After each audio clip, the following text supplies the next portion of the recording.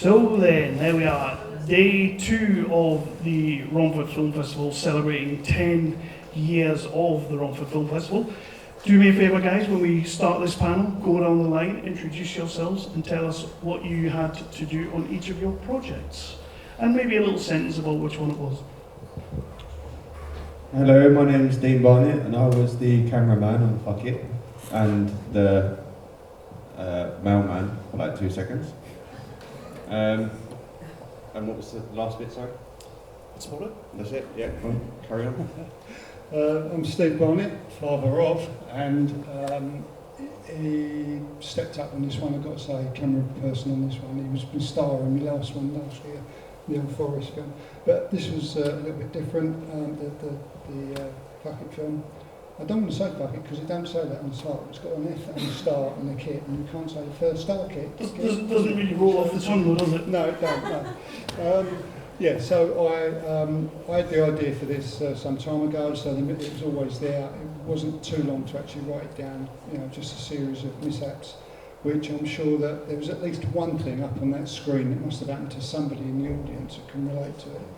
Probably not hemorrhoid cream as toothpaste, but you know, stubbing your toes, stuff like that.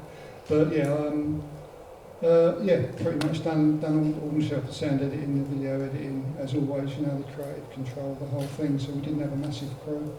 Dean done the camera, I done all the writing and the techie stuff, and couldn't have done it without the help of my wife Yvette, who was the runner, makeup, special effects, not to mention the dummy that came down the stairs, and another big thanks to my cousin Gary, who had a fantastic location at his place in Lyme Regis. I'm Dave Watts. I was assistant director on Wax Scripts and My Hairy Bits. I also popped up very briefly in the movie as the maitre d' in the restaurant. Hi, I'm A.D. McKinnon, and I was the co-writer, director, editor, and grader for Wait. Yeah. I want to start at the end and coming back this way, I want to ask a nice, simple, easy question, because you guys have all now made some movies. We've got to see them up on there on the screen today. What made you want to be filmmakers? Do you want me to start on the end? It's a trite answer, I suppose, but I've loved movies since I was a little kid, and my mom used to take me to the cinemas, I guess since I was like sort of 4 years old. And those were always kind of the most special experiences of my life when I was growing up. And I always kind of knew that I wanted to be involved in them in some way. I think acting was the first thing, because that's the bit that you relate to, that you see. But yeah, no, I discovered filmmaking through editing, really. And then it happened organically over about 15 years. But film's always been a big part of my life. I work mainly as a supporting artist, an extra in old money, if you like, on high-end TV commercial feature films. About 10 years ago, I got involved in a group locally called Brentwood Movie Makers, a little collective locally of people who just wanted to go out there and actually make things. And over the course of the last 10 years or so, I've been involved with quite a few short films, some of which I've shown here. But one of that team wanted me to get involved in Wax Whips, and so that's how I ended up on this particular production. Yeah, like my friend here, I mean, I was a supporting artist as well, and had various roles through Starmere and everything, so I've seen the other side of the camera quite a lot. And again, the big budget stuff from Bond through to Assassin's Creed, King Arthur, and even EastEnders on the telly. But I've always been a bit of a creative at school. I can write poems at the drop of an hat, so I can make up the story pretty quick. I can see sort of problems with other stories that have been wrote on other films, and think, why didn't they do it like that? Why didn't they do it like that? And I think one day one of the kids just said to me, well, if you think you can do better, Dad, why don't you just do it? And then I thought, well, why not? I've had cameras all my life, and you know, I know what I'm doing. So that was my first film last year, which done quite well here at the festival. It was a nominee. This one sadly didn't make it as a nominee, but it doesn't matter. It's being screened in my manner, and I'm chuffed to bits about that.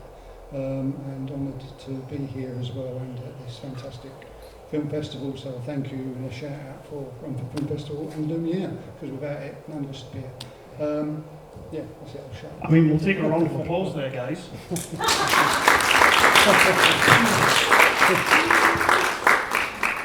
So the filmmaking process can be a long one, from inception of the concept right the way through to us watching it today.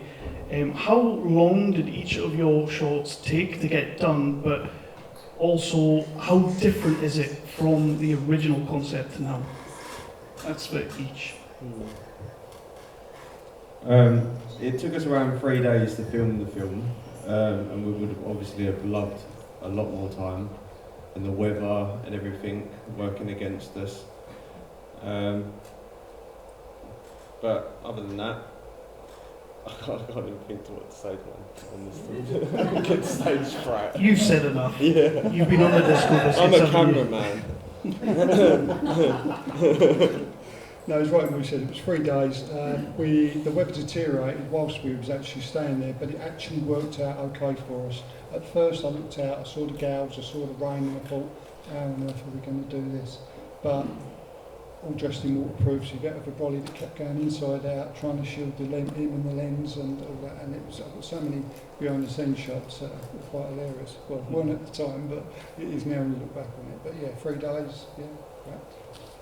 Yeah, we had to change it because of that, because of weather and everything else. Wax Whips originated as a book. Stephanie Oram, whose pen name is S.J. Carmine, has written a series of apparently really best-selling novels which are available on Amazon and from some dodgy bookshops. And she started writing those during lockdown, and my friend Michelle Davidas, who was the writer and director of the screenplay and the director, got me involved maybe best part of 2 years ago. I think pre-production on this, development pre-production took best part of 2 years, and raising a bit of finance as well to get it done. We spent 5 or 6 days, I think, up in Blackpool filming it, plus one additional day for the narrator, which was done on a separate occasion. That was done about a year ago in Blackpool. I mean, this is going to make me look bad, honestly, but I had a camera, and then a DSLR camera, and then me and my friends went to take part in the 48-hour film project. I'll try to be as brief as I can, but it's unfortunately a relatively long story. We did this other film, and we realized that camera would be better. It's a shame that we couldn't get one more short film out of the DSLR, and so my brother and I decided to write a script designed to be shot in 3 or 4 days, which is how it's supposed to be done, and it ended up taking about 6 years, because, well, I mean, there's numerous things that happen along the way. It's not that we spent 6 years making a short film, but yeah, COVID obviously happened, and that sort of slowed us down a little bit. Financial things, like I moved and didn't have so much as a laptop to even view the movie on. We got robbed, I guess. Well, it's in the credits, actually, that context. So the movie was made one little piece at a time. And there was an assembly that was about 23 minutes long, and you'll be all thankful that you didn't have to sit through that version of it. But it's yeah, we got it down to 15 minutes, and here we are. And with that said, here we are. We have seen the movies up on the screen today. We've got a really good audience for all these shorts, which is absolutely fantastic. You've done a great job.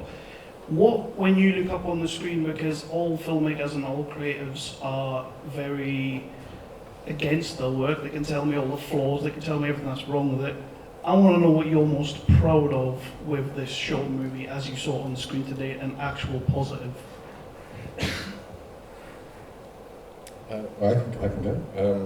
An actual positive thing that I'm proud. I mean, that is true that everyone is their own worst critic, and that's kind of all they see by the end of it. But I am proud of the movie as a whole. There was things that I would do differently, obviously, but it really was a long journey to make it, to get it finished. And so every facet, whether it's people that gave their time, their money in some cases, or their talent and their skills, whether it was for free or people that had to be freelanced, outsourced, brought onto the project. I'm really, I love the movie, and I'm really proud of it. Despite its things that I it's hard not to see the flaws, but that's just me. But yeah.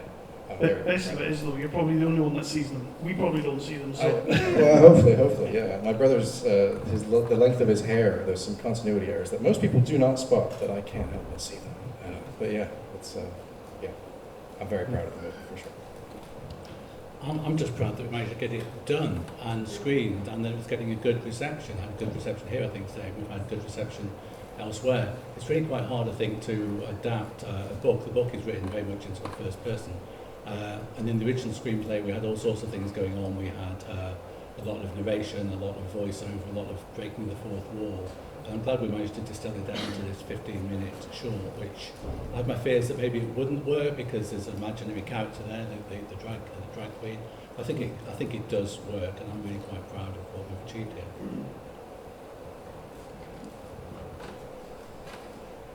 I think the creative part of doing the Afro Day shoot was not just getting the thing in the bag and following our screenplay and the script and everything else, which was a simple script, as you can imagine. There wasn't a lot of dialogue to learn, so we could just concentrate on the acting, so less is more and all that.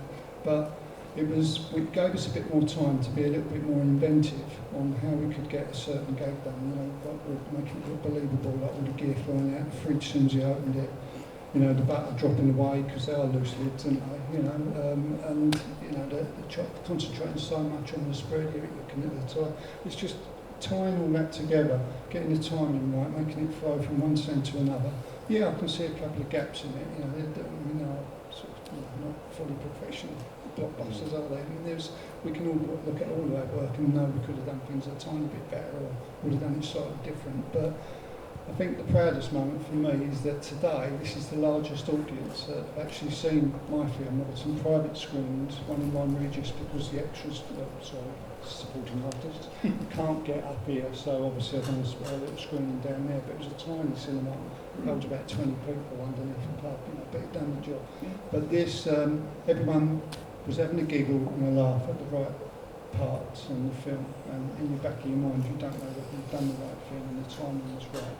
But from the audience reaction and the giggling and laughing that was doing, I was quite proud and achieved that we've done the right thing and got the job done. Absolutely, absolutely. And with that, what do you hope when audiences do leave and they go home and they're thinking about your show later on or a couple of days later talking to their friends, what do you hope they are taking away from your shorts?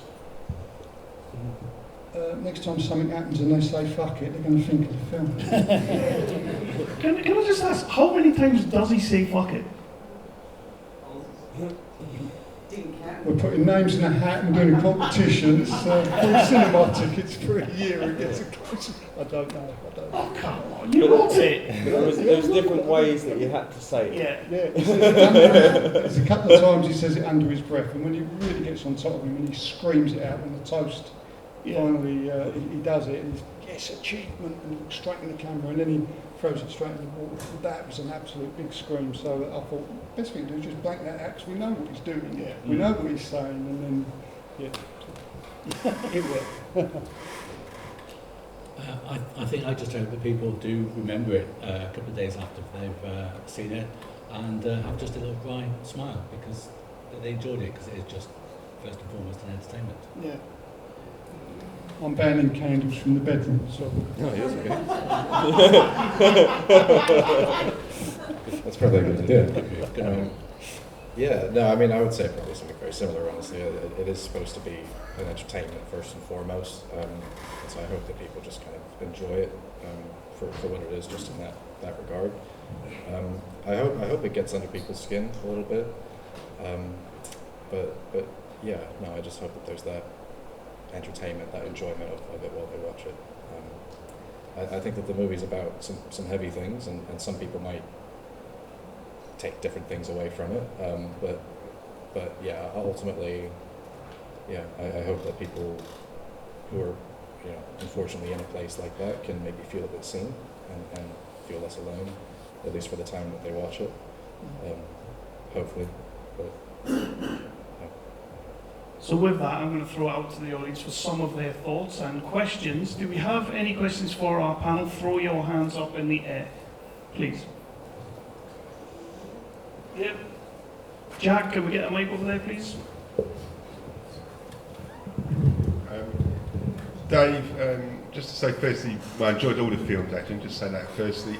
I just wanted to ask Dave a bit nasty because the girl that played Anne I thought was excellent and did a very, very good job was she known to you or the director beforehand, or did you audition her, or how did that work?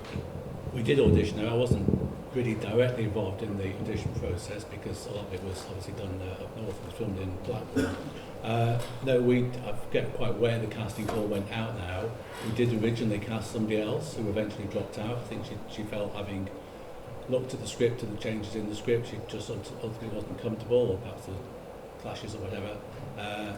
So we had to kind of recast it. Still some way before we actually filmed it. But I think that Michelle, the director, and Stephanie, the author of the original book, as soon as they met Alex, who plays the lead, they knew that was their Anne. She'd done a little bit before, but this was her first kind of starring short film as well. Anyone else? I can't see hands, so Jack, you'll have to check it.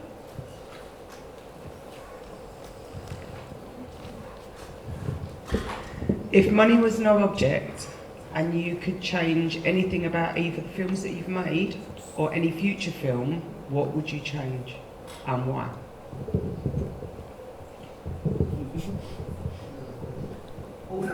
Well, I wouldn't do a film in England for a start. It'd start in Vienna, in a nice hot country,